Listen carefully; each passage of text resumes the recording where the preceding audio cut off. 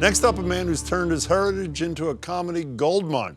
Jobrani's latest book, just out in paperback, is I'm Not a Tourist, but I've Played One on TV. And in his latest project, a film he co-wrote and stars in, he takes PC levels to the limit.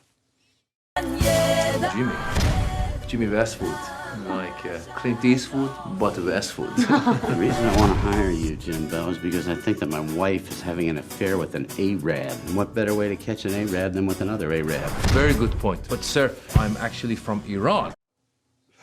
And he is. Jobrani joins me now. Maz, it's great to meet you. Thanks for having me. We'll get to Jimmy Westwood in a second, because I want to stay on the political theme. Is it safe to say that while Donald Trump's candidacy is really bad for Muslim Americans, it's really good for Muslim American comedians? It's good for comedians, Yeah. not just everybody. Every comedian. You don't have to write material. You just report on what he says, and people laugh. It's easy. He's kind of like Bush on steroids. Speaking of Bush, the Axis of Evil tour, I assume that's a touching tribute to his Axis of Evil, Iran being one of the three countries that was in it, yes? Absolutely. I remember watching when Bush first came out with the Axis of Evil because you know the hijackers were Saudis and some Egyptians, and I remember watching it and he goes, "There's an Axis of Evil," and I was like, "Yes, there is," and he goes, "There's North Korea," I go, "Yes, there is," and then he goes, "It's Iraq," I go, "Right on," and then he goes, "It's Iran," I'm like, "What the? What? How do we get in there?"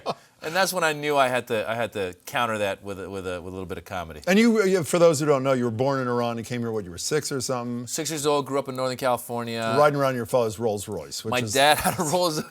I'm telling you, listen, we grew up in Marin where there was a lot of wealth, but the wealth was a lot more subtle. They drive Volvos and Saabs. Yeah. And here comes my Iranian dad, right around the time of the hostage crisis, driving me around in a Rolls Royce. I was like, what are you trying to do? Get me beat up? Is that a true story? True story. I used to duck in the back because it was embarrassing. He dropped me off at school, and I was like, they're going to say I'm a Saudi sheikh with an oil well.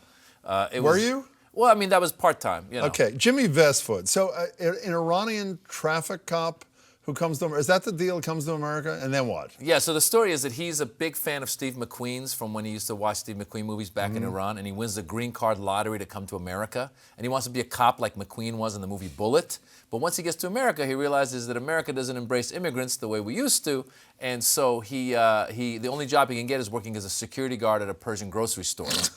Yeah, well, and then from there, yeah, exactly, yeah, it's a comedy. I understand the concept. Thank you for that. Yeah, and then from there, though, he somehow finds himself embroiled in this plot to start World War III, and he's got to save the world. But even before he gets that, in the trailer, which is really funny, I should say, people should check it out. So he's on a plane, I assume coming to the U.S. at this point. There's turbulence, and Jimmy Westwood, yells Allah Akbar. Obviously, God is great, right? Yeah. And of course, people think he's a terrorist. Yeah, yes? of course, yeah. Of course, even though it's just God is great. It's interesting, though, because it's life imitating art, or art imitating life in many ways. I mean, I'm sure you heard about this kid recently who was this Iraqi kid who was going from Los Angeles to the Bay Area. And he was on the phone with his dad, and he said, "Inshallah, you know, God willing." And people thought he was up to something, and they kicked him off the plane. But in your case, they should, because as your book says, I'm not a terrorist, but I played one on TV. My understanding is you and you did play them on TV. Early in my career, I took a couple of terrorist parts. But then you stopped, correct? Yes, and yes. I assume, how did that go for your career?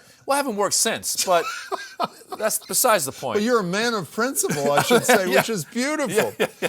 I'm serious. What did it do to your career? You know, it actually helped it because I think in Hollywood, I think they get shocked when you say no to them. And so I started saying no to those parts, and people started to take me a little more seriously. Now I just play falafel store owner, so it's a step in the right direction. That is a lot more serious. So if part of your comedy is about breaking Middle Eastern stereotypes for Americans, when you play in the Middle East, are you breaking American stereotypes for Middle Easterners? What do you do? Like Dubai and all these other places? That sounds like a tongue twister, but it is. I can't say it again, but you know what the question is. No, absolutely. I think there's a little bit of, a lot of, when I've done shows in the Middle East, a lot of those people have been waiting for somebody from their background to do stand-up comedy in English. And I think that they like to hear the jokes. And a lot of times you do go there, and it is kind of a bridge. You serve as a bridge because you show them that in America we're doing okay. You know, we get to say what we want to say. Whereas in a lot of these countries, when you show up to do shows in the Middle East, I'm not kidding, the promoters, they say, okay,